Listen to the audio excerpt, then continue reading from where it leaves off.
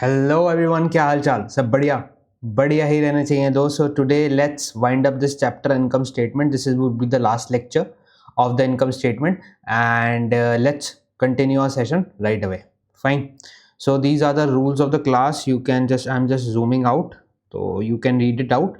ठीक है, let's move forward. And हाँ, लास्ट क्लास में हमने आपका रेवेन्यू रिकॉग्निशन पढ़ा था, उसको थोड़ा सा रिवीजन करते हैं, फिर हम एक्सपेंस रिकॉग्निशन में चलते हैं. एक्सपेंस रिकॉग्निशन में आज होने वाला है आपका नॉर्मली कि उसका प्रिंसिपल क्या होता है. इसमें स्टेप्स नहीं होते.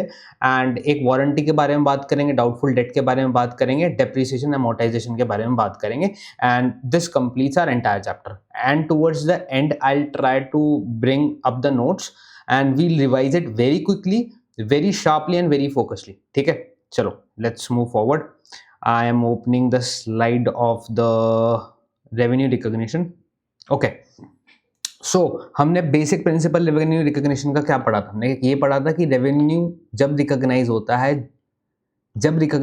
है जब गुड्स एंड सर्विसेज ट्रांसफर हो जाते हैं at a certain transaction value और कलेक्टेबिलिटी उसकी सर्टेन होती है. ओके, और इसी चीज़ को, इसी वाले स्टेटमेंट को हमने इंग्लिश लैंग्वेज में लिखा, फिर इसको हमने 5 स्टेप्स में तोड़ा. और ये 5 स्टेप आपके AS 606 में है, IFRS में है, और आपके इंड AS में भी हैं. सिमिलर इंड AS में भी सिमिलर स्टेप्स हैं आपके. ओके, सो स्टेप्स के ऊपर चलते हैं. तो पहला स्टेप था हमारा identify the contract with the customer. Now what is a contract? We saw in this perspective की कॉन्ट्रैक्ट का मतलब ये की है कि जिसके अंदर rights and obligation of the parties लिखे हुए हों, उसके अंदर वो कमर्शियल हो. कमर्शियल का मतलब कि उसके अंदर वैल्यू, ट्रांजैक्शन वैल्यू लिखी हो, और प्लस प्रोबेबल कलेक्टेबिलिटी हो. प्रोबेबल कलेक्टेबिलिटी हो मतलब कि जो पैसा आने वाला है कस्टमर से वो अनक्वेश्चनेबल हो, वो हमें मिल ही जाएगा. मोर देन 50% आप बोल सकते हो. मोर देन 50% पे हम रेवेन्यू को हम सेकेंड स्टेप पे फॉरवर्ड करते हैं. अभी रेवेन्यू को रिकॉग्नाइज नहीं करते, हमें फिफ्थ स्टेप दे रखा है हमारा, उस पे हम रेवेन्यू को रिकॉग्नाइज करते हैं. सेकेंड स्टेप आता है आइडेंटिफाई द सेपरेट और distinct performance obligation. We have took the example of a builder जिसने टाटा मोटर के साथ एग्जांपल नंबर 2 हमने देखा था कि कॉन्ट्रैक्ट करा था कि वो पार्क बना के देगा 50 करोड़ में एंड बिल्डिंग बना के देगा 100 करोड़ में. तो यहाँ पे परफॉर्मेंस ऑब्लिगेशन कितनी होगी? 2 परफॉर्मेंस ऑब्लिगेशन होगी, राइट? और उसकी ट्रांजेक्शन वैल्यू भी डिफरेंट हो गई. ठीक है, 50 करोड़ और 100 करोड़. स्टेप थर्ड में देखो आप, स्टेप थर्ड में लिखा है determine the transaction value, transaction price. तो ट्रांजैक्शन प्राइस तो हमने बता दिया था कि 50 करोड़ 100 करोड़. ठीक है, अब ये 50 करोड़ 100 करोड़ का मतलब क्या है? 50 करोड़ 100 करोड़ का मतलब ये क्या है कि जब बिल्डर पार्क और बिल्डिंग बनाकर दे देगा तो उसे 150 करोड़ का रेवेन्यू रिसीव होगा. ठीक है, अब उसे रिकॉग्नाइज कैसे करना है वो 5th स्टेप में दे रखा है. चौथा एक यह है कि आपका 4th स्टेप ये क्या है कि आपका एलोकेट करना है ट्रांजैक्शन प्राइस. अब मुझे अगर 150 करोड़ को एलोकेट करना है transaction price to the performance obligation, transaction price या तो आप रेशो में कर लो. रेशो में कैसे करोगे? 50/100 मतलब 1/2 का आ गया रेशो. तो आपका 1/2 का रेशो आ गया तो 1/3 आपका पार्क में जाएगा, 2/3 आपका बिल्डिंग में जाएगा. करेक्ट. एंड अगर नहीं करना है कि आपका 150 करोड़ टोटल अवेलेबल नहीं है, तो यार मैंने इंडिविजुअल निकाल लिया ना कि मुझे डिलीवरेबल्स क्या करने हैं. पहली बात तो मुझे पार्क बनाना है, दूसरी बात मुझे बिल्डिंग बनानी है. तो पार्क के लिए 50 करोड़ लगेंगे और बिल्डिंग के लिए 100 करोड़ लगेंगे, टोटल 150 करोड़ रुपए लगेंगे. ठीक है, तो टोटल ट्रांजेक्शन प्राइस आ गया. स्टेप 4 में लिख रखा है कि ट्रांजेक्शन प्राइस को एलोकेट करना है परफॉर्मेंस ऑब्लिगेशन में. ट्रांजेक्शन प्राइस 50 करोड़ 100 करोड़ और टोटल कॉन्ट्रैक्ट वैल्यू, ये जो है ना, ये आपका 150 करोड़, इसे TCV बोलते हैं, टोटल कॉन्ट्रैक्ट वैल्यू. क्या बोलते हैं सर? TCV बोलते हैं, टोटल कॉन्ट्रैक्ट वैल्यू. उसके बाद हम स्टेप 5 में रिकॉग्नाइज करते हैं revenue over a period of time. Over a period of time का मतलब क्या है सर? इसका मतलब हमने एक मेथड हमने समझा था, इनपुट मेथड या परसेंटेज ऑफ कंप्लीशन मेथड, जिसमें आपका जितनी कॉस्ट लग गई है, total cost incurred till date divided by total estimatable cost, total estimated cost into 100. तो इससे परसेंटेज निकल के आएगी. इस परसेंटेज को मैंने रेवेन्यू पे अप्लाई कर देना. तो इसे परसेंटेज ऑफ कंप्लीशन मेथड भी बोला जाता है. करेक्ट. और ईयर 1 और ईयर 2 में उसको मैं इस तरीके से रिकॉग्नाइज करूंगा. This was the example we have discussed. Let's move forward. अब जैसे तो बिल्डिंग और पार्क हो गया. ठीक है, बिल्डिंग और पार्क हो गया जिसको बनने में थोड़ा टाइम लगता है. अब जैसे फिर हमने दूसरा एक एग्जांपल लिया था कि कोई चीज़ मेरे पास बनी हुई रखी है, मैंने एकदम से उसको कस्टमर को दे दी. ठीक है। तो point in time, in no time, मतलब 5 सेकंड लगे होंगे, मैंने ट्रांसफर कर दी तो मैं रेवेन्यू रिकॉग्नाइज कर दूं अपनी बुक्स के अंदर। तो उसके लिए क्या क्राइटेरिया होते हैं? उसके लिए क्राइटेरिया होते हैं कि control of that thing, control of that asset has been transferred to the customer. उसके लिए हमने 5 क्राइटेरिया देखे थे कि भाई लीगल टाइटल ट्रांसफर हो गया हो, या फिजिकल पोजीशन दे दी गई हो, कस्टमर की एक्सेप्टेंस हो गई हो, पेमेंट ड्यू हो गई हो, और significant risk and the rewards of the ownership has been transferred. तो उसमें हम पॉइंट इन टाइम रिकॉग्निशन करते हैं। ऊपर को क्या मैं कह सकता हूं कि सर जो स्टेप 5 आपने एग्जांपल लिया था बिल्डर और टाटा मोटर्स का, उसे पीरियड ऑफ टाइम का रेवेन्यू रिकॉग्निशन बोलते हैं? हाँ बिल्कुल बोल सकता हूं मैं ये वाली बात। Okay, now let's move forward. इसमें हमने performance obligation satisfied over a period of time के ऊपर हमने देखा कि इनपुट मेथड या परसेंटेज ऑफ कंप्लीशन मेथड कैसे लगता है। बट इसके अंदर एक और चीज़ आती है आपकी वेरिएबल कंसिडरेशन, जिसके अंदर हम कहते हैं कि बोनस या पेनल्टी। बोनस और पेनल्टी कब आती है कॉन्ट्रैक्ट के अंदर? Let's take an example again, कि आपका बिल्डर ने टाटा मोटर के साथ कॉन्ट्रैक्ट करा पार्क और बिल्डिंग बनाने का। तो उसने कहा कि पार्क आपका 2 साल में बन जाना चाहिए, बिल्डिंग आपकी 5 साल में बन जानी चाहिए। मगर अगर आपने पार्क 1 साल में बना दिया, बिल्डिंग 3 साल में बना दी, तो हम आपको बोनस दे देंगे। मगर आपने वो जो टाइम लिमिट है 2 साल का और 5 साल का इनिशियली वो ब्रीच कर दिया, तो आपके ऊपर पेनल्टी लग जाएगी।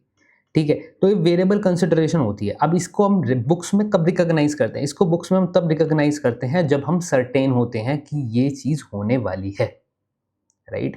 जब ये चीज़ होने वाली, और ये तो पता ही चल जाएगा ना नॉर्मली कि भाई 1 साल में मेरा पार्क कंप्लीट हुआ है नहीं हुआ है, 2 साल की लिमिट क्रॉस हुई नहीं क्रॉस हुई है। हम जब रिकॉग्नाइज करते हैं व्हेन वी आर सर्टेन।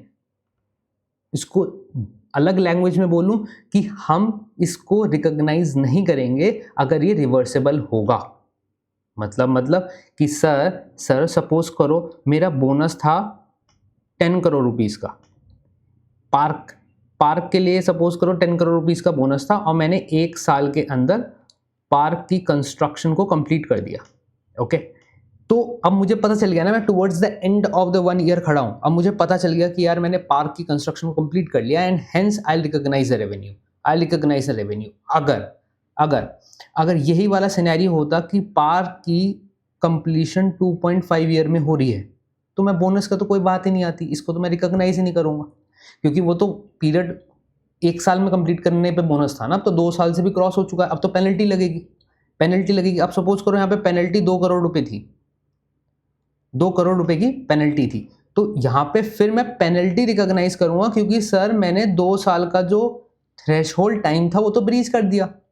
ठीक है, व्हेन आई एम सर्टेन, क्या पोजीशन है कि जब मुझे लगता है, जब मैं पूरा श्योर हूं कि भाई जो ये वाली ट्रांजैक्शन है 10 करोड़ की या 2 करोड़ की मुझे मिल ही जाएगी या मेरे से ले ली जाएगी, तभी मैं वेरिएबल कंसिडरेशन को रिकॉग्नाइज करूंगा। ओके, चलो आगे चलते हैं। ओके, अब इसके बाद हमने बात करी थी कॉन्ट्रैक्ट मॉडिफिकेशन की, आपको सेपरेट कॉन्ट्रैक्ट करना है या फिर सेपरेट कॉन्ट्रैक्ट करना है। कि जैसे पार्क एंड बिल्डिंग का कॉन्ट्रैक्ट था टाटा मोटर्स के साथ, टाटा मोटर्स ने कहा कि भाई 20 करोड़ का स्विमिंग पूल बना दे, बड़ा सा बढ़िया सा। ठीक है, तो इसको मैं ओरिजिनल कॉन्ट्रैक्ट में इंक्लूड करूं या इसके लिए मैं सेपरेट कॉन्ट्रैक्ट बनाऊं? ठीक है, इसके ऊपर हमने डिस्कशन करा था।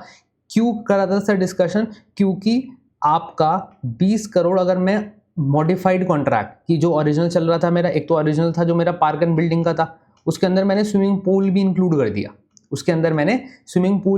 कर दिया, तो उसके अंदर अब तो मेरा रेवेन्यू रिकॉग्निशन का शेड्यूल चेंज हो जाएगा ना, राइट? क्योंकि परसेंटेज ऑफ कंप्लीशन मेथड क्या कहता था सर?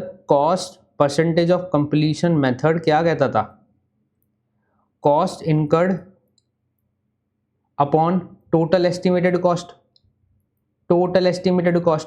करेक्ट? ये टोटल एस्टिमेटेड कॉस्ट तो बदल गई, यहाँ पे 170 करोड़ होगी, पहले तो 150 करोड़ थी, तो परसेंटेज बदल जाएगी। परसेंटेज को आप रेवेन्यू पे रिकॉग्नाइज करोगे तो फिर आपका रेवेन्यू वो बदल जाएगा। ठीक है, रेवेन्यू रिकॉग्निशन बदल जाएगा। सो हेंस इसके बारे में हमने डिस्कस करा था। Fine, now let's move forward. Then we move into the principal versus agent consideration, कि इसके अंदर 2 चीज़ें चेक करनी पड़ती है कि भाई जो ट्रांसफ़र कर रहा है बंदा, let's take an example, take a simple example. अभी हम बुक्स ऑफ अकाउंट्स की बात नहीं कर रहे हैं अमेजॉन की, जब मैं उस कंपनी का एनालिसिस करूंगा इसी चैनल के ऊपर, तब we'll think of it, I just explain each and everything you think on that point of time. Suppose करो अमेजोन एक प्लेटफॉर्म है, ऑब्वियसली प्लेटफॉर्म है, वो क्या करता है, वो सेलर्स को रजिस्टर करता है और पब्लिक को बेचता है। सेलर्स को रजिस्टर करता है, पब्लिक को बेचता है, ठीक है। अब उसने 1000 रुपीज़ का, एक सेलर ने, ये जो सेलर था हमारा, इसने 1000 रुपीज़ का सामान इस वाले कस्टमर को बेचा, इस वाले कस्टमर को बेचा। अब किसके प्लेटफॉर्म के थ्रू बेचा, अमेजोन के प्लेटफॉर्म के थ्रू बेचा। उसमें क्या करा कस्टमर ने, अमेजोन के ऊपर गया, क्लिक का मतलब बाय का बटन दबाया और उसने परचेज कर लिया। अब अमेजोन कितना रेवेन्यू रिकॉग्नाइज करेगा, कितना रेवेन्यू रिकॉग्नाइज करेगा, उसके लिए बेसिक कंसिडरेशन एक है कि सर मैं सिर्फ ये पता लगा लूँ कि अमेजोन एक एजेंट है या प्रिंसिपल है, एजेंट है या प्रिंसिपल है। एजेंट प्रिंसिपल का मतलब क्या सर, कि वो अमेजोन के पास क्या प्राइस डिस्क्रिशन है कि उस प्रोडक्ट का कितना प्राइस होगा, क्या अमेजोन डिसाइड कर रहा है। दूसरा, इन्वेंट्री का रिस्क कौन ले रहा है, इन्वेंट्री का रिस्क कौन ले रहा है, अगर उस प्रोडक्ट का टूट फूट गया, जो भी कुछ भी हो गया, तो उसका रिस्क कौन ले रहा है। तो इस केसेस के अंदर, इन दोनों कंडीशन के अंदर तो सेलर ले रहा है, तो अमेजोन कौन बना, प्रिंसिपल तो है नहीं है, तो सेलर क्या हो गया, प्रिंसिपल, ठीक है। और अमेजोन क्या हो गया, एजेंट। अमेजोन क्या हो गया सर, अमेजोन हो गया एजेंट। अब एजेंट कितना रेवेन्यू रिकॉग्नाइज करेगा, मैं बताता हूं। जो एजेंट है वो कमीशन रिकॉग्नाइज करेगा। क्या रिकॉग्नाइज करेगा, कमीशन, जिसे हम बोल सकते हैं नेट रेवेन्यू, नेट रेवेन्यू बोल सकते हैं, नेट रेवेन्यू बोल सकते हैं। आप कमीशन रिकॉग्नाइज करेगा कैसे, सेलर ने अपने प्रोडक्ट को लिस्ट कराया अमेजोन के ऊपर, उसने कहा कि तुम जितने का भी प्रोडक्ट बेचोगे, जितने का भी प्रोडक्ट बेचोगे उसमें से 10% की कमीशन मेरी है। तो मतलब 1000 रुपये का प्रोडक्ट बेचा था तो उस पर 10% की कमीशन 100 रुपीज़ होती है, तो 100 रुपीज़ मैं ले लूँगा, 900 रुपये सेलर भाई तुझे दे दूंगा, सेलर तुझे दे दूंगा 900 रुपये। तो इस केस में अमेजोन कितना रेवेन्यू रिकॉग्नाइज करेगा, 100 rupees as a commission, as a commission, ठीक है। Okay sir, principal versus agent consideration clear हो गई। नाउ अब हम आते हैं एक्सपेंस रिकॉग्निशन में। Wait a sec, let me on the fan. Okay okay, अब एक्सपेंस रिकॉग्निशन के ऊपर आते हैं। आराम से पढ़ेंगे, कोई जल्दबाजी है नहीं हमें बिल्कुल भी।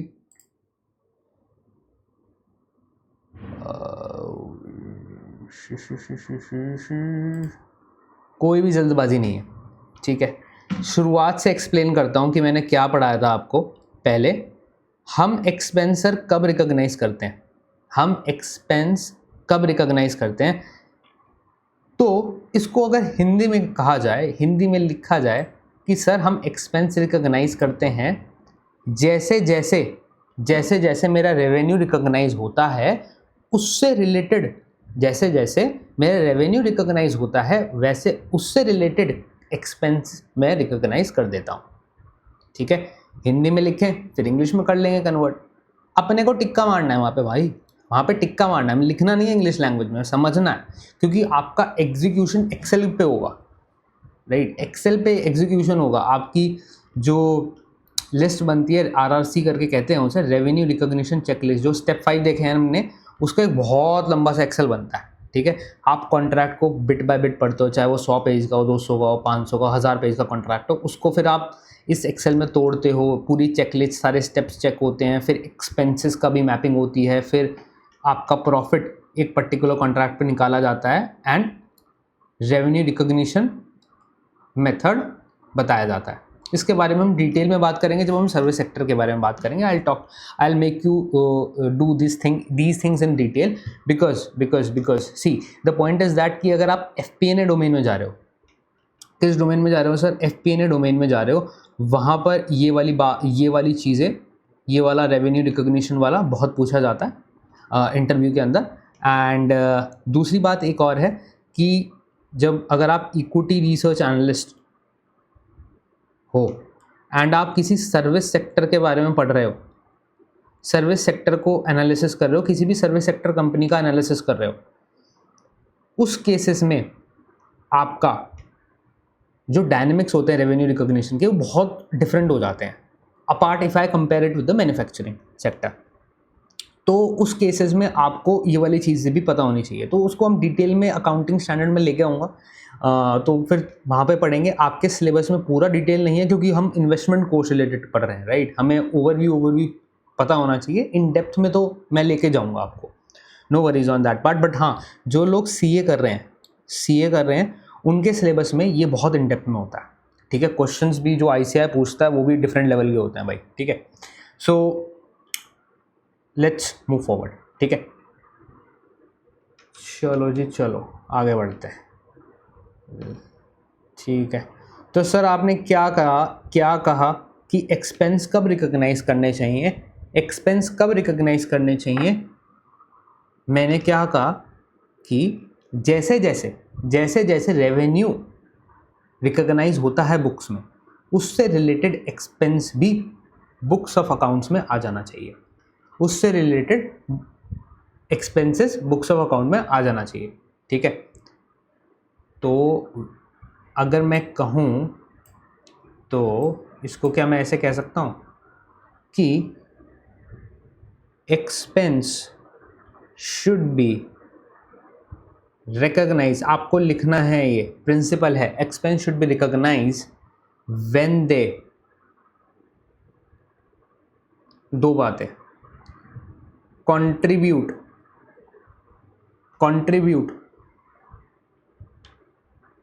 टू रेवेन्यू, जिसे मैं कह सकता हूं मैचिंग प्रिंसिपल जो मैंने आपको बताया है, या दूसरा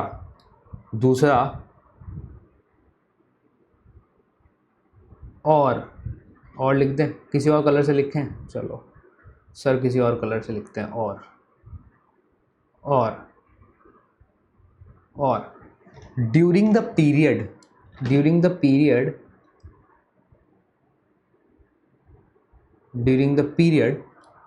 द बेनिफिट इज कंज्यूम्ड,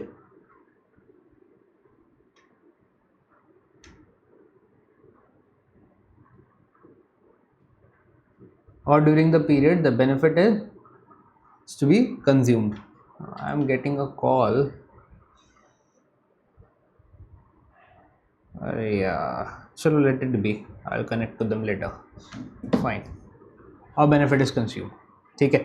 इसके अंदर क्या आपको ये फील नहीं आ रही, और during the benefit is consumed के अंदर, कि सर यहाँ पे आप क्या डेप्रीसिएशन एंड अमोर्टाइजेशन के बारे में बात कर रहे हो, नहीं बात कर रहे हो, क्योंकि वो तो हमारे एसेट थे। अब उसके कंजम्पशन के लिए जो आप एलोकेट करते हो एक्सपेंस, वो तो डेप्रीसिएशन और अमोर्टाइजेशन होता है, उसको पीएनएल में रिकॉग्नाइज करते हैं, ठीक है। तो ये प्रिंसिपल होता है एक्सपेंस का, कि एक्सपेंस बुक्स में कब रिकॉग्नाइज होते हैं, और इसका प्रिंसिपल है, इसके कोई स्टेप्स नहीं है, तो it saves a lot of time, ठीक है।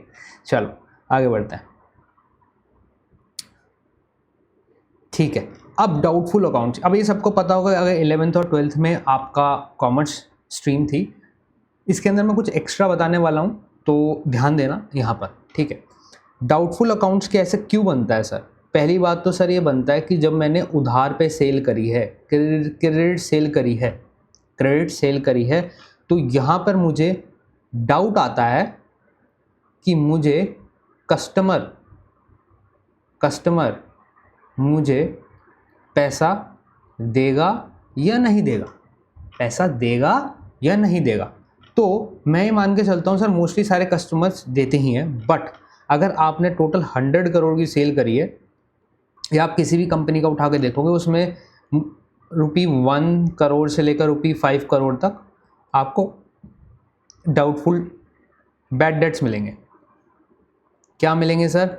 बैड डेट्स मिलेंगे। हर कंपनी में कुछ ना कुछ बैड डेट होता है, तो मैंने जनरल अंडरस्टैंडिंग के लिए ₹1 करोड़ ₹5 करोड़ लिख दिया। बैड डेट्स क्या होता है कि सर वो वाले कस्टमर ने मुझे पैसा दिया ही नहीं, तो क्या मैं उसका रेवेन्यू रिकॉग्नाइज करूंगा? नहीं करूंगा, राइट।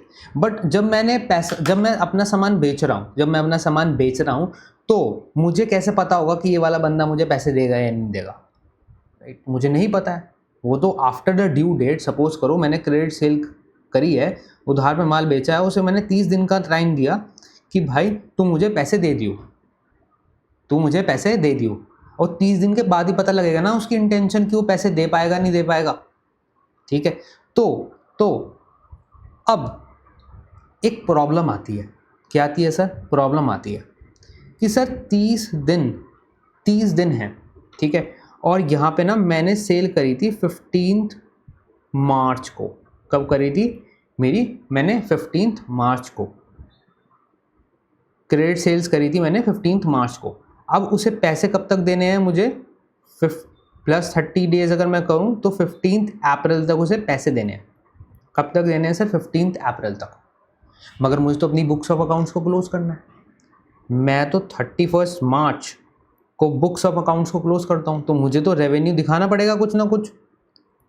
मुझे तो रेवेन्यू दिखाना पड़ेगा। एंड सपोज करो क्रेडिट सेल कितने की हुई है? क्रेडिट सेल हुई है आपकी 100 करोड़ रुपीज़ की। तो मैं सर यहाँ पे 100 करोड़ दिखाऊं या ना दिखाऊं?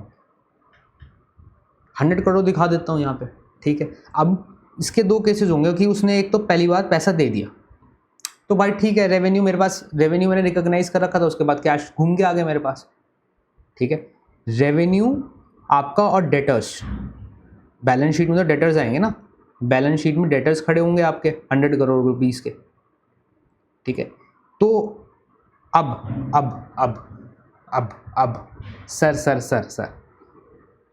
मैंने यहाँ पे रेवेन्यू तो रिकॉग्नाइज कर दिया 100 करोड़ और 100 करोड़। अब क्या होता है सर, अगर मेरे पास पैसा आ गया तो सब कुछ सही है, तो मेरे जो डेटर्स हैं उससे मैंने कैश रिसीव कर लिया। क्या रिसीव कर लिया? कैश रिसीव कर लिया। I am good, I am happy.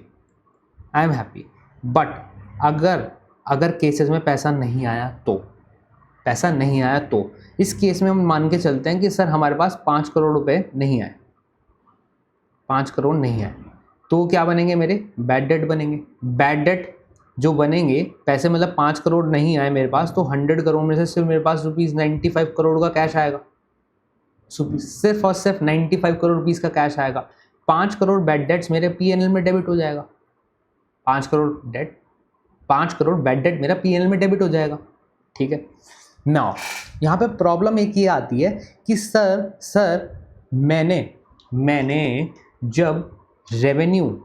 जब मैंने रेवेन्यू और डेटर्स को रिकॉग्नाइज करा था बुक्स ऑफ अकाउंट में, तब मैं ये 5 करोड़ लिख सकता था क्या मुझे पता हो सकता था क्या कि मैं 5 करोड़ लिख दूं और एंड हेंस मेरा जो डेटर आए वो 95 करोड़ रुपीज़ आए?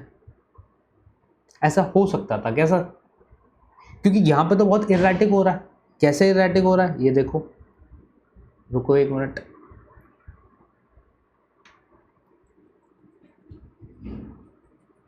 कैसे इरैटिक हो रहा है मैं बताता हूँ। इरैटिक इसलिए हो रहा है कि आपका 31 मार्च को क्या हुआ? 31 मार्च को आपने रेवेन्यू रिकॉग्नाइज करा और बैलेंस शीट के एसेट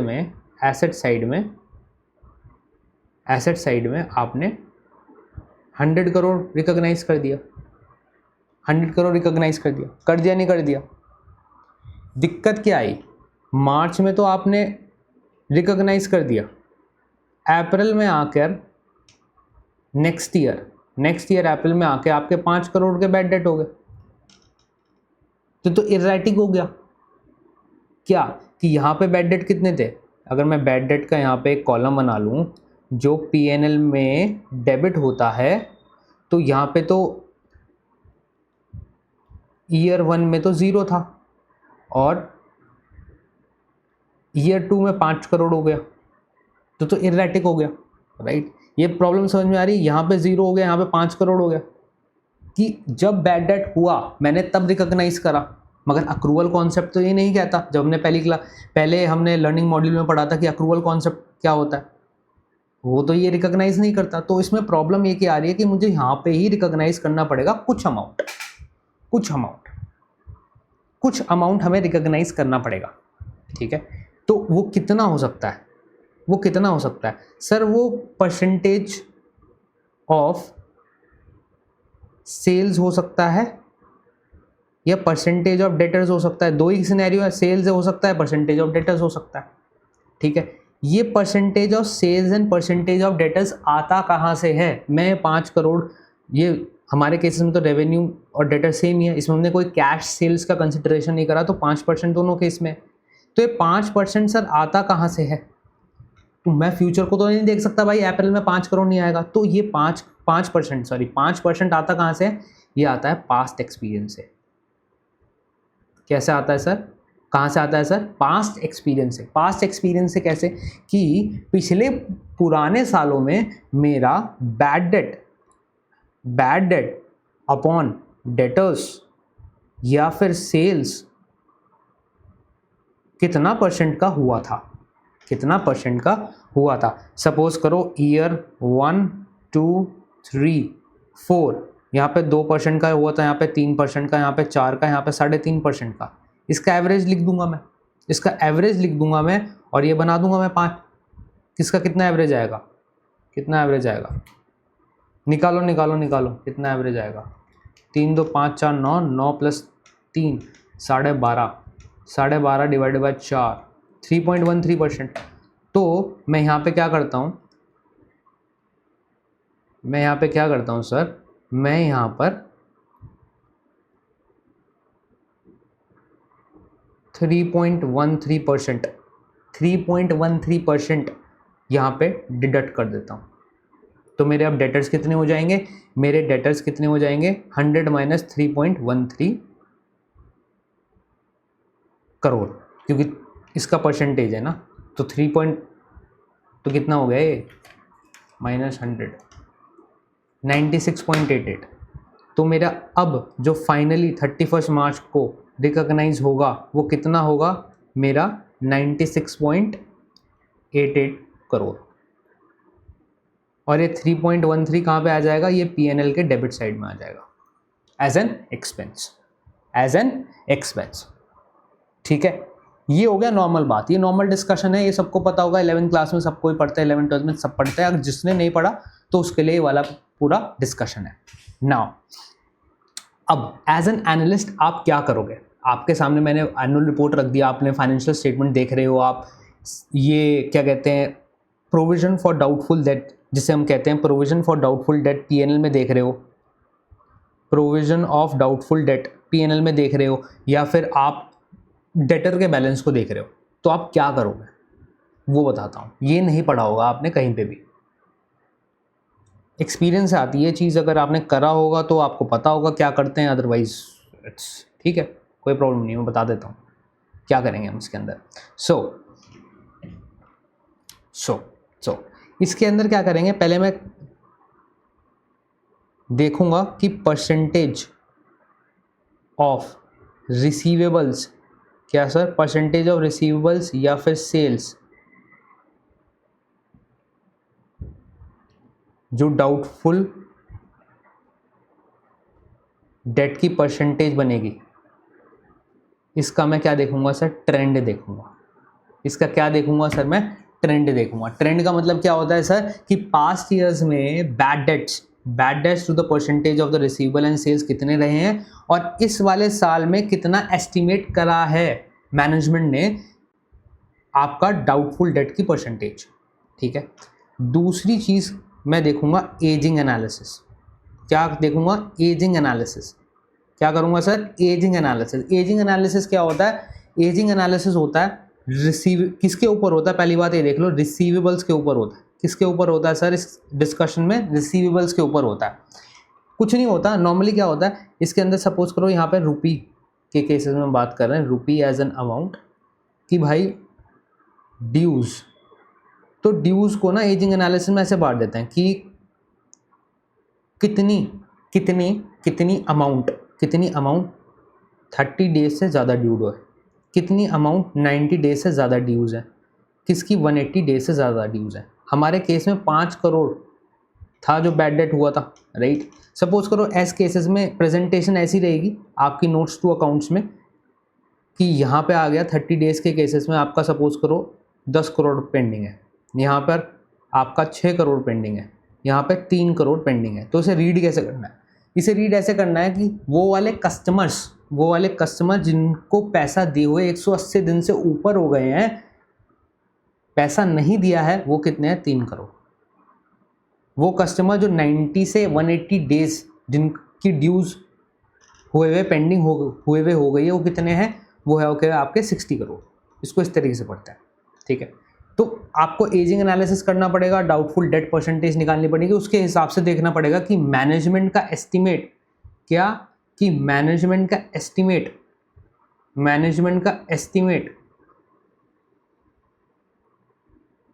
कंजर्वेटिव है या फिर एग्रेसिव है। मतलब यहाँ पे गेम खेल सकती है मैनेजमेंट। क्या गेम खेल सकती है सर? ये गेम खेल सकती है कि अगर मैनेजमेंट ने लेट्स से ट्रेंड के बेसिस पे पास्ट में 3 अभी हमारा एग्जांपल था ना 13% आ रहा था, ठीक है, पास्ट ट्रेंड एनालिसिस करा मैंने 3.13% आ रहा था, मगर मैनेजमेंट ने क्या करा कि यार हमें लगता है इस बार सिर्फ 2% की बैड डेट होगी, 2% का प्रोविजन बनाते हैं पीएनएल के अंदर। एग्रेसिव क्या कर सकती है? नहीं यार मुझे लगता है 7% का केस होगा। अब इन दोनों का इम्प्लीकेशन समझो, भाई ये वाला 2% ऑफ रिसीवेबल्स किस में आना है? पीएनएल में आना है।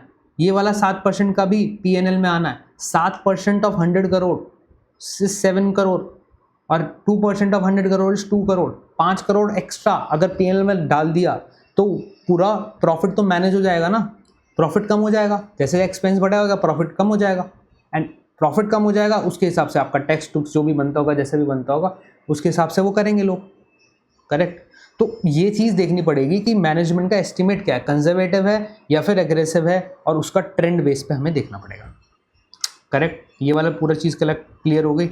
Okay, now let's move to the similar case जो वारंटी के केसेस होते हैं। जैसे सपोज करो आप प्रोडक्ट लेने जाते हो तो उसके अंदर आपको वारंटी मिलती है। वारंटी 2 तरह की होती है नॉर्मली, कि भाई आपकी जो प्रोडक्ट लिया है आपने उसको रिपेयर कर देंगे या फिर हम उसको रिप्लेसमेंट कर देंगे, या उसका रिप्लेसमेंट कर देंगे, ठीक है। तो at the time of sales, इसमें भी क्या होता है, at the time of sales आपके कितने प्रोडक्ट में रिपेयर की रिक्वायरमेंट पड़ती है, आपके कितने प्रोडक्ट रिप्लेसमेंट के लिए आते हैं, आप परसेंटेज को एस्टिमेट करोगे एंड पीएनएल के अंदर रिकॉग्नाइज करोगे as an expense and balance sheet के अंदर क्या आएगी, वारंटी लायबिलिटी। सिमिलर केस है डाउटफुल डेट जैसा, मगर इसके अंदर भी आपको मैनेजमेंट का एस्टिमेट चेक करना पड़ेगा कि वेदर दे आर कंजर्वेटिव और aggressive as per the trend analysis, और पास्ट ईयर्स में कितना होगा। ये कहाँ पे मिलेगा नॉर्मली आपको एनुअल रिपोर्ट आप खोलोगे किसी कंपनी का, उसमें मिल जाएगा आपको, एंड उसके अंदर आप नोट्स टू अकाउंट्स के अंदर जाना, आज पढ़ना इस चीज़ को कि सर आपकी कोई भी फेवरेट इंडस्ट्री हो, जैसे सपोज करो आपको चॉकलेट्स बहुत पसंद है, तो चॉकलेट की कोई कंपनी उठाओ बड़े वाली, स्विट्जरलैंड की कंपनी उठा लो कोई, तो उस स्विट्जरलैंड की कंपनी के नोट्स टू अकाउंट्स के अंदर जाना, तो उसके अंदर आपको ये वाली सारी चीज़ मिलेगी, डाउटफुल डेट्स मिलेंगे। वारंटी तो चॉकलेट्स में क्या ही रहती है यार, ठीक है। ये आपके इलेक्ट्रॉनिक प्रोडक्ट्स में आ सकता है, इलेक्ट्रॉनिक प्रोडक्ट्स या लैपटॉप्स वगैरह में हो सकता है, वारंटी तो नहीं मिलेगी, डाउटफुल डेट मिल जाएगा। और इलेक्ट्रॉनिक्स वाली किसी इंडस्ट्री की कंपनी के अंदर उठाना तो आपको ये दोनों चीज़ मिल जाएगी, करेक्ट, ठीक है सर, ठीक है। चलो अब हम अपने लास्ट डिस्कशन के ऊपर जाते हैं, डेप्रिसिएशन एंड अमोर्टाइजेशन। इसके अंदर ये डिस्कशन नॉर्मली सबको ही पता होता है कि डेप्रिसिएशन अमोर्टाइजेशन क्या होता है, बट फिर भी let's do it nice way. पहली बात, डेप्रिसिएशन किसके ऊपर लगता है? डेप्रिसिएशन लगता है सर फिजिकल एसेट के ऊपर। दूसरी बात, अमोर्टाइजेशन किसके ऊपर लगता है? ये लगता है इंटेंजिबल एसेट के ऊपर। फिजिकल एसेट मतलब जिसको छू सकता हूँ, देख सकता हूँ, ये एसेट हो गया मेरा, सपोज करो। इंटेंजिबल एसेट कौन से हो गए? जैसे ट्रेडमार्क हो गया, ट्रेडमार्क अवेलेबल होता है ना। इंटेलेक्चुअल प्रॉपर्टी राइट्स हो गया, जिसे हम आईपीआर भी बोलते हैं, पेटेंट्स हो गए कि भाई मैं कोई मेडिसिन बनाने का मेरे पास एक फॉर्मूला है और उसको मैंने पेटेंट करा रखा है। पेटेंट कराना मतलब इससे फॉर्मूले से रिलेटेड मेडिसिन मैं ही बना सकता हूँ, ठीक है। पेटेंट एक्सपायर्स होते हैं, ठीक है। तो ये हो गया। अब डेप्रिसिएशन और अमोर्टाइजेशन, हम ये समझ लें ये लगता क्यों है, ये दोनों चीज़ें लगती क्यों हैं, वाई ये होता क्यों है सर, वाई एस्पेक्ट देख ले। मैं कोई भी मशीनरी परचेज करता हूँ अपने प्रोडक्ट को बनाने के लिए, अब वो ऐसा तो नहीं है कि वो भाई मशीन को मैंने परचेज कर लिया तो जीवन पर्यंत जब तक ये समय का अंत नहीं होता तब तक वो मशीन ऐसे ही चलती रहेगी, नहीं, ऐसा नहीं हो सकता। उसके अंदर वियर्स आएंगे, वियर टीयर होगा वो, ठीक है, और वो ख़राब भी हो गई, ठीक है, और उसको रिपेयर की भी ज़रूरत पड़ेगी, मेंटेनेंस की भी ज़रूरत पड़ेगी, बहुत सारी चीज़ें हैं, वो ऐसे तो ना चलती रहेगी। और उसको मुझे एक पॉइंट पे आकर रिप्लेस भी करना पड़ेगा। क्यों रिप्लेस करना पड़ेगा सर? क्योंकि हो सकता है कि टेक्नोलॉजी इवॉल्व हो गई हो, कि जिस तरीके से सपोज करो पहले मैं एक बिस्किट बनाने के लिए 4 डिफरेंट लोगों को लगाता था, वर्कर 1, वर्कर 2, वर्कर 3, वर्कर 4, ठीक है, उन सबके अलग अलग टास्क थे, और जब फाइनल आउटपुट निकलता था तो मेरा एक बिस्किट का पैकेट बनकर निकलता था। अब क्या हो गया सर, ये वर्कर की जगह मैंने 2 मशीन्स लगा ली, अब वो बिस्किट मेरा ऐसे बना देती है। 2 मशीन जो मैंने लगाई थी, मैंने उसके अंदर फिर क्या हुआ सर, पहले 2 मशीन आई, फिर एक मशीन आ गई। एक मशीन में ही सारा काम हो जाता था, पहले 2 मशीन लगती थी, 4 वर्कर के रिप्लेस करके 2 मशीन लगती थी, अब एक मशीन में सारा काम हो जाता है, ठीक है, और उससे आउटपुट भी बढ़ जाता है मेरा। सॉरी, आई शुड हैव,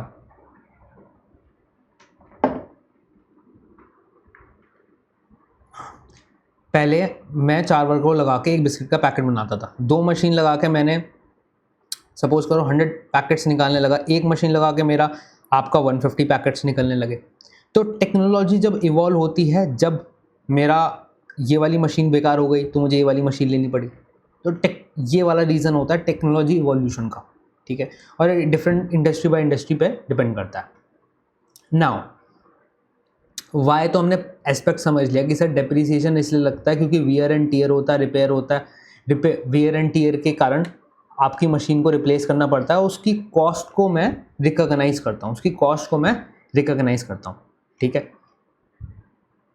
इसको अगर मैं सिंपल इंग्लिश लैंग्वेज में कन्वर्ट करूँ डेप्रिसिएशन को, तो मैं क्या ऐसे कह सकता हूँ, systematic allocation of asset over period of its life, बिल्कुल कह सकता हूँ, ठीक है।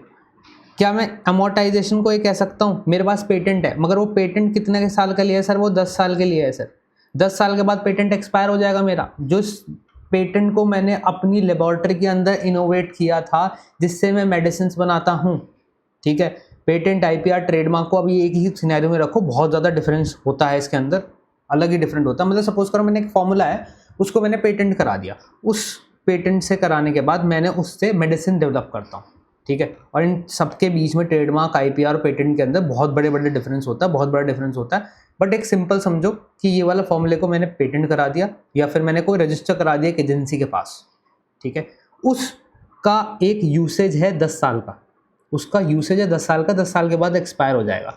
तो मैं इस पेटेंट को डेवलप करने की कॉस्ट सपोज करो मेरे पास 10 करोड़ रुपीज़ आई थी, तो इसकी कॉस्ट को रिकॉग्नाइज करूंगा मैं over the useful period of life, ठीक है। तो मैं इसको भी क्या ऐसे लिख सकता हूं, systematic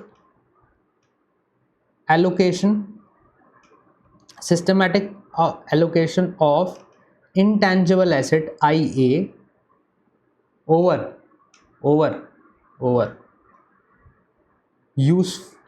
it's useful life, over it's useful life, right, useful life लिख सकता हूँ, and hence it is this, ठीक है। ट्रेडमार्क, आईपीआर, पेटेंट्स और अदर इंटेंजिबल एसेट्स, ठीक है, इन सब में डिफरेंस होता है। मैंने एक सिंपल एग्जांपल की तरह समझा है क्योंकि मुझे डेप्रिसिएशन और अमोर्टाइजेशन पढ़ाना था। डोंट टेक इट अदरवाइज, इन सब में बहुत बड़ा डिफरेंस होता है, डिफरेंट लीगल रिक्वायरमेंट्स होती हैं। Got it? चलो आगे बढ़ते हैं। सर इसके अंदर सर हमने ना नॉर्मली मेथड पढ़ रखा था कि हमने 3 मेथड्स होते हैं इसके अंदर। पहला वो मेथड होता है आपका स्ट्रेट लाइन पढ़ा था हमने, दूसरा होता है आपका डिक्लाइनिंग बैलेंस मेथड या डबल डिक्लाइनिंग बैलेंस मेथड भी बोलते हैं, डबल डिक्लाइनिंग या डिमिनिशिंग या डिक्लाइनिंग बैलेंस बोल दो। डिक्लाइनिंग बैलेंस भी पढ़ा था सर हमने, मेथड पढ़ा था, और तीसरा हमने पढ़ा था यूनिट्स ऑफ प्रोडक्शन पढ़ा था। ये सब हमने पढ़ के आए हैं हम 11th क्लास में। ठीक है, ओके भाई, ओके ओके ओके। थोड़ा सा रिवीजन करते हैं, मैं एग्जांपल के ऊपर लेके चलता हूँ, उसके बाद हम समझेंगे कुछ बातों को जो बहुत इंपॉर्टेंट होती है, जो 11th-12th में नहीं पढ़ाई जाती। बीकॉम में आप एनालिसिस करते हुए ये चीज़ें सीखते हो। स्ट्रेट लाइन मेथड क्या होता है भाई? आपका कॉस्ट ऑफ एसेट दे रखा होता है। सपोज करो आपका कॉस्ट है, आपने $10,000 में, $11,000 में आपने एक एसेट परचेज कर लिया। ठीक है, उसकी यूज़फुल लाइफ कितनी है? उसकी यूज़फुल लाइफ सपोज करो सर 5 साल है। आपका उसकी सैल्वेज वैल्यू मतलब कि 5 साल के बाद आप जब ये वाला एसेट बेचोगे तो आपको लगता है कि सर मुझे उसके $1,000 तो मिल ही जाएंगे। ठीक है, तो आपका डेप्रिसिएशन पर ईयर कितना होगा? डेप्रिसिएशन पर एनम कितना होगा? तो इसको निकालते हैं हम किससे? क्या फॉर्मूला होता है इसका? Cost of an asset minus salvage value divided by life of asset. तो 11,000 minus 1,000 upon 5 years, $2,000 per year का डेप्रिसिएशन हो जाता है आपका। ये डेप्रिसिएशन हो जाता है आपका। ठीक है, नाउ ये सबको आता है, कोई रॉकेट साइंस नहीं है इसके अंदर, ये नॉर्मल सबको आ सकता है। इम्पॉर्टेंट बात इसमें क्या है? इम्पॉर्टेंट बात है ये चीज़। ये क्या है? ये है एस्टिमेट्स। क्या है सर? एस्टिमेट्स। मैं इन एस्टिमेट्स को चेंज कर डेप्रिसिएशन की ये वाली अमाउंट को चेंज कर सकता हूँ भैया। ये वाली अमाउंट मैंने यहाँ पे 5 की जगह सपोज करो 2 लिख दिया होता, 5 की जगह 2 लिख दिया होता तो $5,000 का डेप्रिसिएशन आता था। P&L में डेबिट हो रहा है 5,000, 3,000 एक्स्ट्रा, 2,000 तो 5 को कंसिडर करते हुए आ रहा है। 5 years of life of an asset consider करते हुए आ रहा है, और 5,000 आ रहा है अगर मैं 2 साल कंसिडर करता हूँ उस एसेट की लाइफ को। $3,000 का डिफरेंस एक्स्ट्रा P&L में डेबिट, प्रॉफिट मेरा कम हो रहा है। तो जब आप अगली बार डेप्रिसिएशन चेक करोगे किसी कंपनी का, उसके एस्टिमेट्स जरूर चेक करोगे। इससे कैसे खेला जाता है मैं एक बार आपको दिखाता हूँ एक्सेल के अंदर। सेम एग्जांपल है, मैंने नंबर्स फिगर्स चेंज नहीं करे because it is for the convenience of us कि आपका वेट अ सेक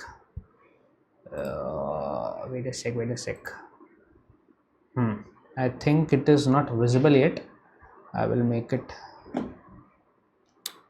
कहाँ गया? हाँ, so this is a thing, let me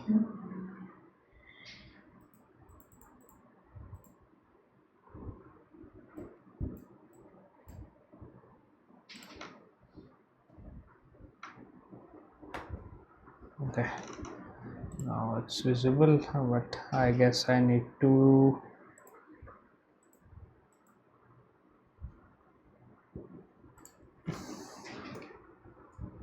ठीक है, चलो जी चलो।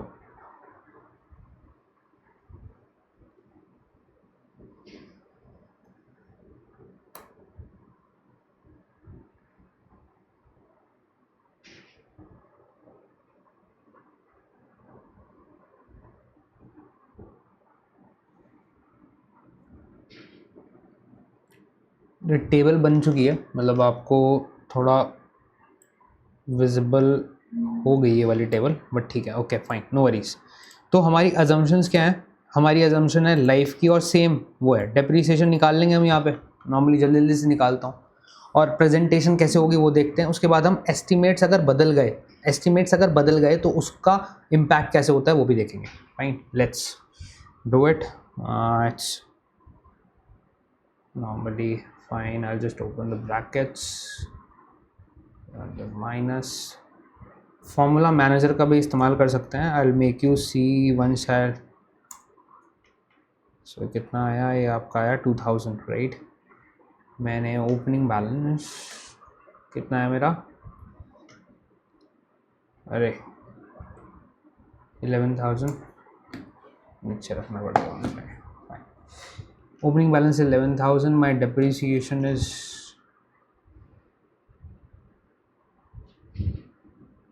2,000 एंड माई क्लोजिंग बैलेंस कितना आएगा मेरा बैलेंस शीट के अंदर, ये आएगा। तो इस तरीके से स्केड्यूल बनता है आपका। मेरा नेक्स्ट ईयर में क्लोजिंग बैलेंस होगा and then we'll move forward. Wait a sec and this is 2,000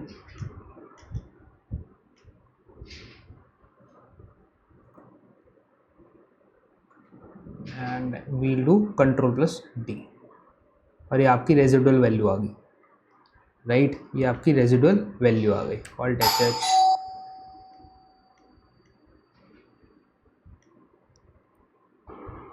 1000, ये आपकी रेजिडुअल वैल्यू आ गई 1000। तो ये आपकी प्रेजेंटेशन होगी राइट।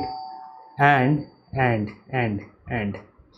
एक स्केड्यूल बनाए कि अगर आपका ईयर कितना होगा, ईयर में चेंजेस कितने होंगे वर्सेस आपकी सैल्वेज वैल्यू कितनी होगी।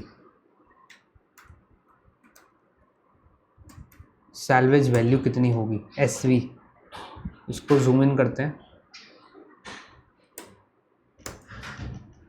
So if your year is 1, let me zoom in further.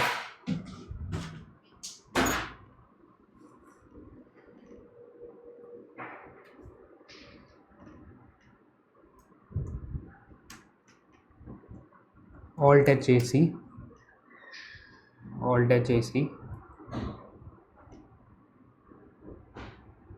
Salvage value मैं यहाँ पे लिखता हूँ $500। थोड़ा मैं जूम इन करता हूँ, आई थिंक इट्स बेटर।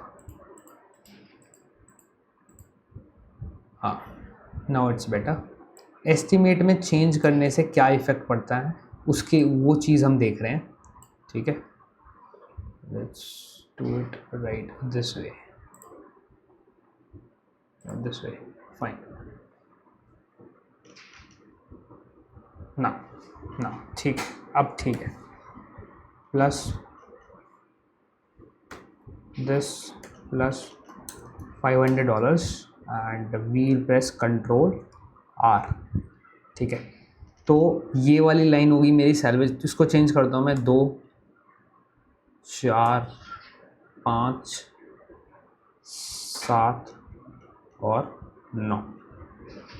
मेरा कॉस्ट ऑफ एन एसेट कितना था, मेरा cost of an asset sir था 11,000, ठीक है। इसको उठाकर मैं कहीं और लिखूं, सपोज करो मैं इसे यहाँ से उठाता हूँ एंड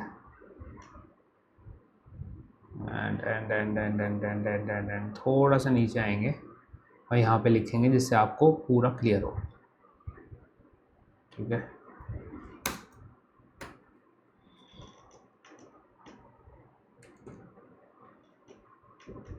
ठीक है, नाउ लेट्स सी दिस। मैं क्या करता हूँ, मैं फिक्स करता हूँ सेल्स को एंड कैलकुलेट करता हूँ चीज़ों को, ठीक है। जैसे कि फॉर एग्जांपल मैंने क्या करा, I just calculate the depreciation based on this. मेरी कॉस्ट ऑफ एन एसेट तो सेम रहेगी, ठीक है। मेरी cost of an asset same रहेगी एंड इसको मैं फिक्स करता हूँ F4 से, माइनस मेरी सैल्वेज वैल्यू $500 है इस केस में। यहाँ पे मैं फिक्स करता हूँ and let me press it F4। तो इससे पूरा का पूरा ये वाला सेल फिक्स हुआ, मगर मुझे क्या फिक्स करना है, मुझे थर्ड रो फिक्स करनी है। तो आई विल प्रेस ट्वाइस, पहला पूरा का पूरा फिक्स हुआ राइट, पहले आपका पूरा का पूरा रो और कॉलम फिक्स होता है, मतलब पूरा सेल फिक्स होता है। उसके बाद मैं सेकेंड टाइम जब मैं F4 दबाता हूँ तो फिर मेरी रो फिक्स होती है, ठीक है। तो मैंने रो फिक्स कर दी, डिवाइडेड बाय मैंने यहाँ पे अपना ये वाला, ये दिख नहीं रहा होगा आपको मगर 4 से ऊपर यहाँ पे है ना मेरा ईयर, डिवाइड बाय ईयर करूँगा तो मैं यहाँ पे मुझे कॉलम फिक्स करना है। तो यहाँ पे F4 में कितनी बार दबाऊँगा, 3 बार, 1 2 3, तो मेरा कॉलम फिक्स हो गया, ठीक है। नाउ मेरा पर मंथ डेप्रिसिएशन यहाँ पे ये आया।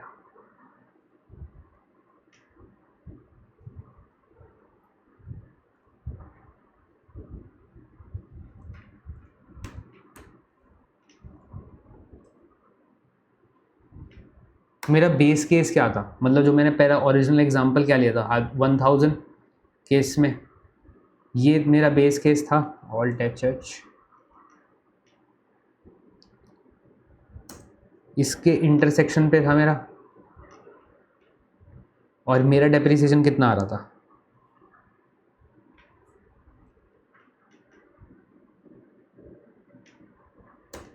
$2000, और यही नीचे 2000 है depreciation, right. But now understand this thing. अगर मैनेजमेंट ने खेला किया, क्या खेला किया सर उसने ना 5 से कम कर दिया यूज़फुल लाइफ को, 5 से कम कर दिया यूज़फुल लाइफ को, तो सर मेरे यहाँ पे ना एग्रेसिव डेप्रिसिएशन हो गया। 2000 से तो ज़्यादा ही है एग्रेसिव, यहाँ तक तो ज़्यादा ही है, 2100 तक, यहाँ तक ज़्यादा ही है, एग्रेसिव डेप्रिसिएशन हो गया। तो ये वाला हो गया मेरा एग्रेसिव पोर्शन। मैं इसको हाईलाइट करूँ किसी और कलर से, ये मेरा डेंजर जोन है, ठीक है। सपोज करो ये मेरा डेंजर जोन है, ठीक है। नाउ अगर 5 साल से ज़्यादा करा तो वो कंजर्वेटिव एस्टिमेट हो गया। कंजर्वेटिव और एग्रेसिव का मतलब क्या सर, एग्रेसिव का मतलब ये कि आपके पीएनएल में, प्रॉफिट एंड लॉस स्टेटमेंट में, एग्रेसिव का मतलब ये प्रॉफिट एंड लॉस में ज़्यादा डेप्रिसिएशन जा रहा है, ज़्यादा जा रहा है तो प्रॉफिट कम हो रहा है, okay. So that's the case and this is a thing. ये F4 प्रेस कर दिया, ओके। तो अगर एस्टिमेट्स चेंज होते हैं तो पूरा सिनेरियो चेंज हो सकता है, hence this estimation is very much important, estimation is very much important. Now let's move back to our example of SLM. फिर हम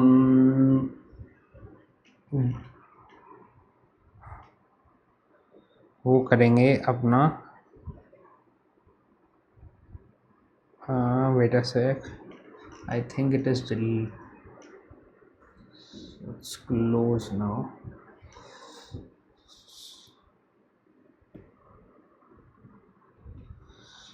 Fine, let's start it.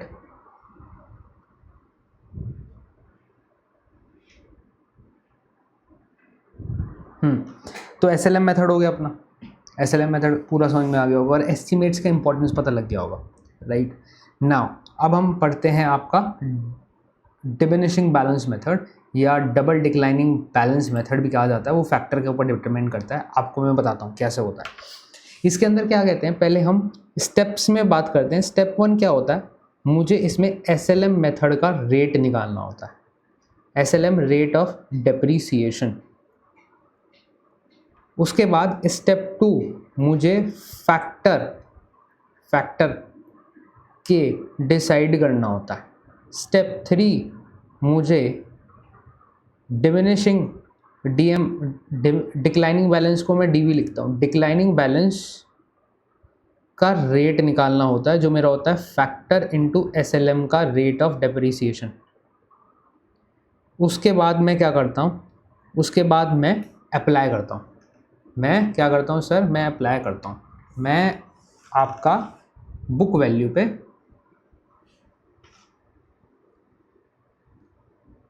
Calculate depreciation करता हूँ, जिसमें मैं क्या करता हूँ, मैं करता हूँ अप्लाई क्या करता हूँ, DB के रेट को मल्टीप्लाई करता हूँ मैंने बुक वैल्यू ऑफ एसेट से, बुक वैल्यू ऑफ एसेट्स है। ये 4 स्टेप में ये वाला बैलेंस खत्म होता है। हम इसको सिंपल पुराने वाले एग्जाम्पल से कैलकुलेट करते हैं, ठीक है। यहाँ पे क्या होता था, 2000 डेप्रीसिएशन निकाल रहे थे हम, 2000 डेप्रीसिएशन निकाल रहे थे।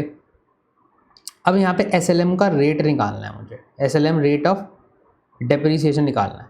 तो मैं क्या करूँगा, जो मेरा डेप्रीसिएशन था 2000 divided by net book value of asset, जो मेरे केस में $10,000 है, तो 20% आ गया मेरा। 20% मेरा नेट बुक वैल्यू पे लग रहा है डेप्रीसिएशन, नेट बुक वैल्यू पे लग रहा है डेप्रीसिएशन। यहाँ पे आओ, यहाँ पे मेरा 20% निकल गया। मुझे फैक्टर चूज करना है, मुझे फैक्टर चूज करना है। डिक्लाइनिंग या डिमिनिशिंग बैलेंस मेथड में मुझे फैक्टर डिसाइड करना है। सर ये फैक्टर डिसाइड करने का मतलब क्या, मुझे 20% तो एसएलएम आ रहा है, मगर मुझे 20% से ज़्यादा रिड्यूस करना है, मतलब मुझे रेट ऑफ डेप्रीसिएशन ज़्यादा लेना है। तो यहाँ पे मैं 1.5 ले सकता हूँ और 2 ले सकता हूँ, या कुछ भी ले सकता हूँ, 1.3 कुछ भी ले सकता हूँ। इस केस में मैंने सर 2 अगर लिया, अगर मैंने 2 लिया, 2 एज के लिया, तो इसका नाम हो जाता है मेथड का DDM, double declining balance method, double declining balance method. तो इसका मतलब क्या है कि सर मेरा अब डेप्रीसिएशन 40% के रेट से लगेगा, जो पहला मेरा SLM पे 20% के रेट से लगता है, ठीक है। वो ये वाला यहाँ पे स्टेप कैलकुलेट होगा। मैं दोबारा बताता हूँ। 2SK ले लिया मैंने, 2SK ले लिया, तो जो मैंने यहाँ मल्टीप्लाई करा था वो स्टेप 3 में मल्टीप्लाई कर देता हूँ। सिमिलर है, 40% का डेप्रीसिएशन लगेगा अब मेरे ऊपर। उसके बाद मैं 40% का डेप्रीसिएशन कैलकुलेट करते हुए करूँगा कि मेरा 40% का रेट है और मेरा बुक वैल्यू ऑफ एसेट है 11,000, तो मेरा $4,400 आ गया, ओके, डेप्रीसिएशन। और नेक्स्ट ईयर में, ईयर 2 में क्या होगा, ईयर 2 में होगा 11,000 मेरा कॉस्ट ऑफ एसेट माइनस $4,400 के ऊपर, ये तो मेरा पहले सारा डेप्रीसिएशन बैलेंस हो गया, मल्टीप्लाई कर इसके ऊपर मैं 40% का फिर से वो डेप्रीसिएशन यहाँ पे आ जाएगा। अभी हम दोबारा एक्सेल पे चलते हैं और देखेंगे, ठीक है। एक बात है, वेट अ सेक,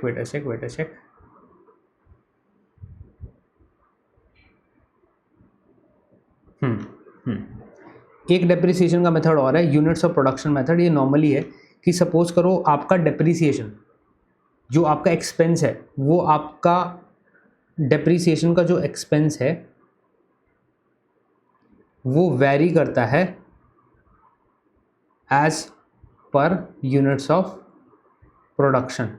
मतलब क्या सर, सपोज करो आपका डेप्रीसिएशन $2000 आ रहा था, आपने 100 यूनिट्स प्रोड्यूस करी। कितनी यूनिट्स प्रोड्यूस करी? 100 यूनिट्स। टोटल यूनिट्स कितनी प्रोड्यूस हो सकती हैं? 500 यूनिट्स। तो 1/5 कर दो इसका, सिंपल है। ये आने का भी नहीं आपके एग्जाम में नॉर्मली, मुझे नहीं लगता, I am not claiming anything, but ये आने को आ भी सकता है, नहीं भी आ सकता, बट ये सिंपल है कि भाई जितना यूनिट्स आपने प्रोड्यूस कर दिया उसके बेसिस पे, एक्चुअल यूनिट यूसेज के बेसिस पे आपको डेप्रीसिएशन रिकॉग्नाइज करना है। That's it, it's a simple method. मगर जो सबसे ज़्यादा इंपॉर्टेंट है कि है आपका डबल डिक्लाइनिंग बैलेंस मेथड, जिसको अभी मैं एक्सेल से दिखाता हूँ आपको। फिर हम इसको एक बार तीनों को कंपैरिजन करेंगे and then will move forward. Okay, ठीक है जी। नाउ लेट्स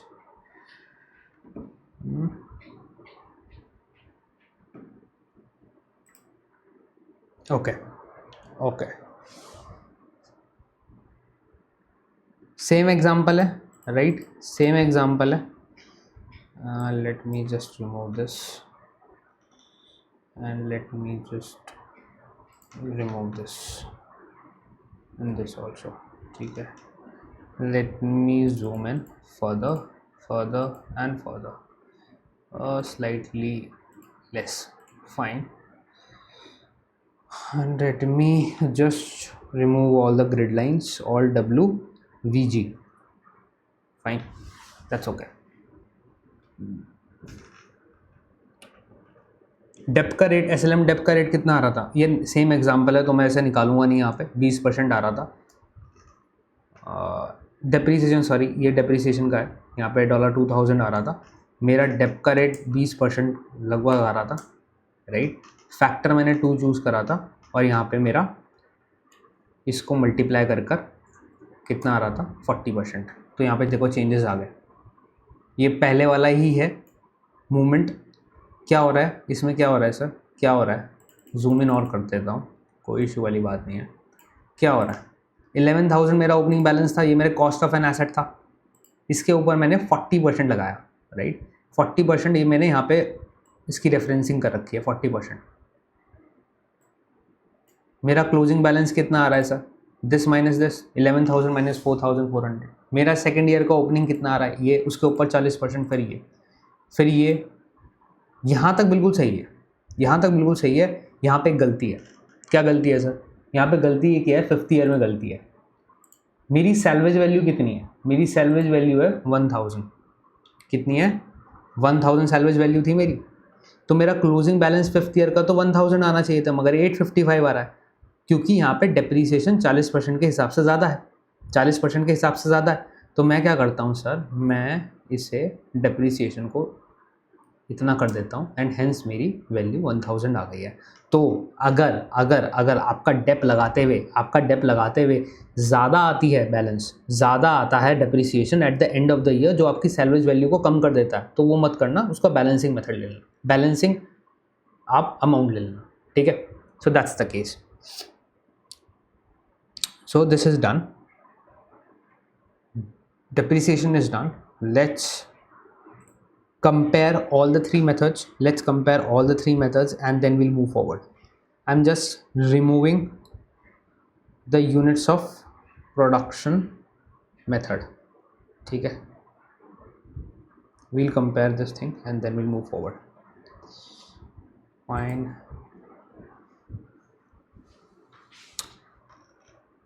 चलो ठीक है, मैं इसको ऑन द वे एक्सप्लेन करता हूँ, इस पॉइंट को सोचना इस बात को एंड देन जवाब देना, ठीक है। अगर मैं चॉइस करता हूँ यहाँ पे किसी भी डेप्रिसिएशन मेथड की, जो मेरा पहला है स्ट्रेट लाइन, दूसरा है मेरा एक्सेलरेटेड, रुक जाओ स्पेलिंग गड़बड़ हो गई, रुक जाओ स्पेलिंग, एक्सेलरेटेड या डबल डिक्लाइनिंग बैलेंस मेथड, या तीसरा है यूनिट्स ऑफ प्रोडक्शन, ठीक है। तीन ही मेथड मैंने बताया आपको, मैंने। मुझे बताना है इफेक्ट ऑन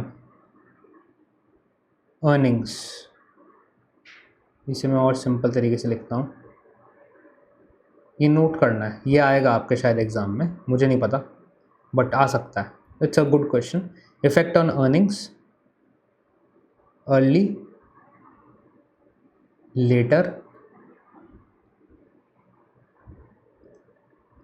एनालिस्ट कमेंट्स, ठीक है। This is the thing, straight line के अंदर कोई भी डेप्रिसिएशन स्मूथ आउट होता है, तो उसका अर्ली अर्निंग्स पे कितना इफेक्ट आता है, लेटर अर्निंग्स पे कितना इफेक्ट आता है, तो इमटेरियल है, क्योंकि स्ट्रेट लाइन पे रिकॉग्नाइज हो रहा है, राइट।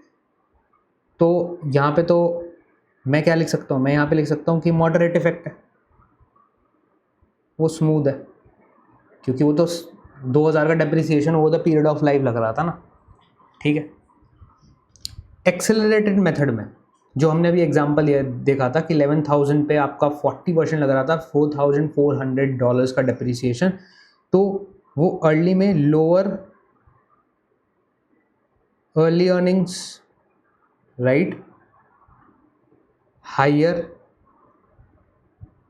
लेटर अर्निंग्स, ठीक है। और यूनिट्स ऑफ प्रोडक्शन में it depends on the usage, मतलब आउटपुट कितना निकल रहा है आपकी, again it depends on the usage. So अगर क्वेश्चन बनेगा बन तो किस तरीके से हो सकता है, बट ये वाली चीज़ आपको ध्यान रखनी है, ये वाला पॉइंट, ठीक है, वो नॉर्मली अगर आप करोगे, 1-2 क्वेश्चंस करोगे इसके रिलेटेड तो आपको याद रह ही जाएगा। अब एनालिस्ट कंसर्न जो बहुत ज़्यादा इंपॉर्टेंट है, जो आपके मटेरियल में नहीं लिखी हुई है, but normally we as an analyst look into those things. ठीक है, यहाँ पे क्या चेक करते हैं sir? Estimates of life and residual value. ठीक है, ठीक है, यहाँ पर भी सेम ही चेक करते हैं, यहाँ पे भी सेम चेक करते हैं। प्लस यहाँ पे एक कंसर्न और क्या आती है? Factor usage. जो फैक्टर लिया था ना, k = 2, k = 1.5, कितना लिया है वो देखते हैं। ठीक है, यहाँ पे क्या देखते हैं? वॉलेटिलिटी ऑफ यूसेज, जो डिपेंड करती है टाइड है to capacity utilisation, tied to capacity utilisation. So ये वाला एनालिस्ट कमेंट मैंने अपनी तरफ से लिखा, ये वाली चीज़ है आपके मटेरियल में लिखी होगी। ठीक है, दैट्स डन। एक लास्ट टॉपिक बचता है आपका, impairment and indefinite life, indefinite lived intangibles. ठीक है, तो इस केस में देखते हैं। देखो, जो इम्पेयरमेंट होती है, इम्पेयरमेंट पहली बात तो क्या होती है? इम्पेयरमेंट को देखते हैं पहले। इम्पेयरमेंट का मतलब होता है permanent, spelling,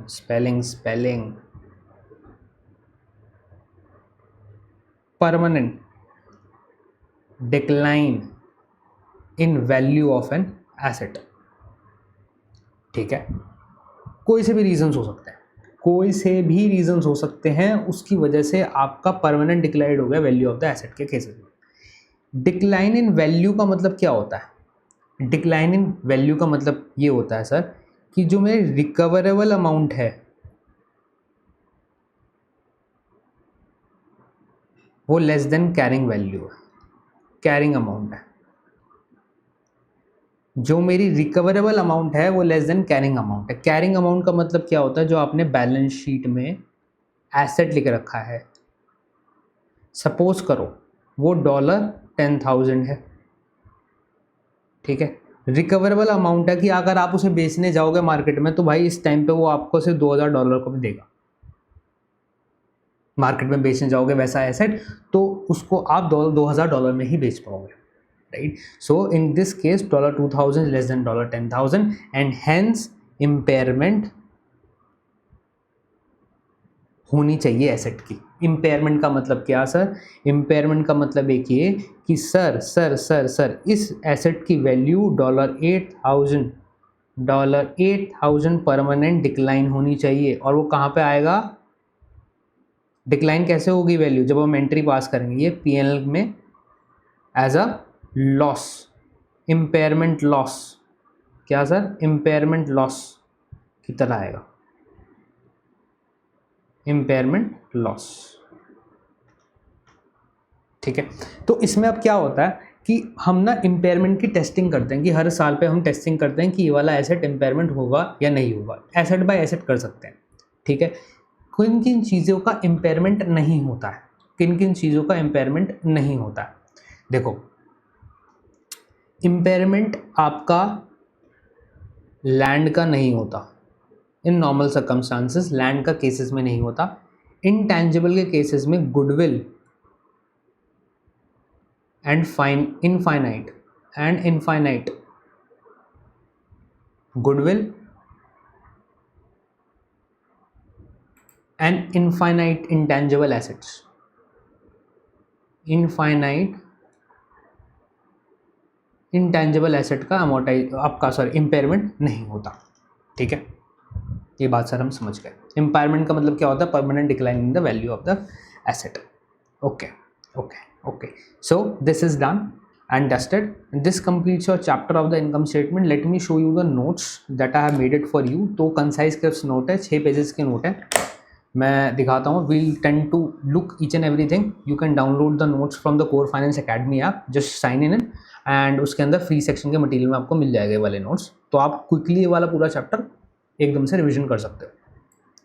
Let me bring those notes. Okay.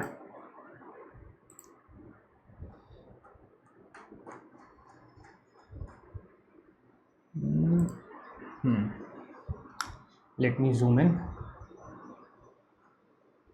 So I think ये नहीं आएगा इस तरीके से, but these are the notes for you.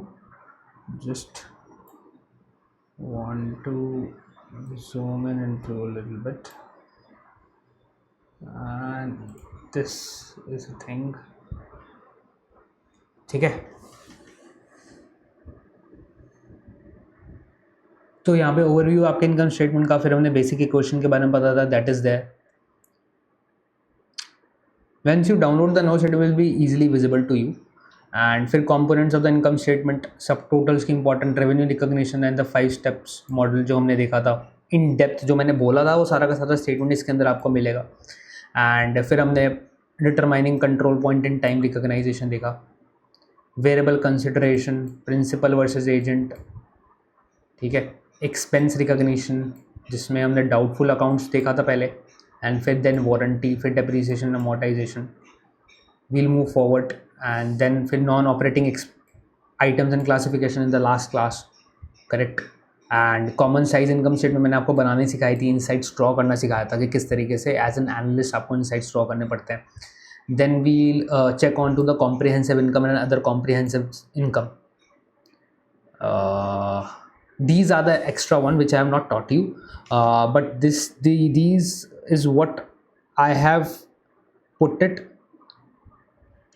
as per my estimate, मतलब जो मुझे लगता है कि आपको पता होने चाहिए वो वाले सारे पॉइंट्स यहाँ पे है कि जब आप पूरा मटीरियल ऐसा ख़त्म करोगे देन आपको ये वाली बात समझ में आएगी कि एंड कंपेयर, जब फाइनेंशियल मॉडलिंग हम सीखेंगे इस चैनल के ऊपर कि ये वाले पॉइंट्स कंपेरेबिलिटी एडजस्टमेंट्स कैसे करनी पड़ती है, आपको recurring versus non recurring items के ऊपर क्या ध्यान रखना पड़ता है, फोरकास्ट की इम्प्लीकेशंस क्या क्या होती हैं, राइट. ये वाली चीज़ें आपको तब बहुत अच्छी तरह से क्लियर होंगी. बट अगर आप ये वाला सिर्फ पढ़ोगे खुद से भी, जब भी आपको क्लियर हो जाएगा, no issues. If you have read in the depth तो आपको एक क्लियरिटी आ जाएगी जो मैं यहाँ पे कहना चाह रहा हूँ. क्योंकि मैंने यहाँ पे इसलिए नहीं समझाया यहाँ पे बिकॉज यहाँ पे मुझे बहुत सारे एग्जाम्पल लेके समझाना पड़ेगा. वो नॉर्मली हाइपोथेटिकल मैं नहीं लेना चाहता. When we go into the live case study analysis then will take the examples, ठीक है, which is live normally, which is totally present in the present world scenario, ठीक है. चलो जी, सी या, मिलते हैं फिर. This completes the entire chapter. Will move into the next class into the balance sheet aspect and will complete the balance sheet in 2-3 lectures, I guess so. Till then अपना ध्यान रखो, अपने चाहने वालों का ध्यान रखो, अपने देश का ख्याल ज़रूर रखो. बाय बाय, सी या.